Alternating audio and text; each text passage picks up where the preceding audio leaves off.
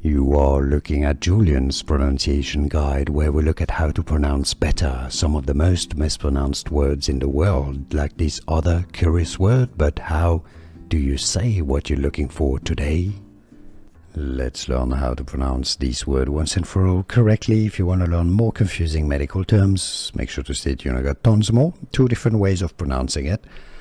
I'll link to more at the end of this video. Hiatal, that's your British English pronunciation, how it's pronounced in the UK. Hiatal in America. In the United States, American English pronunciation, similar. Hiatal, hiatal with a flap T, that sounds like a D. So hiatal or hiatal. Here are more videos on how to pronounce more confusing words and names too many mispronounced. Like this video if you found it useful. I appreciate your support. I'll see you soon and thanks for watching.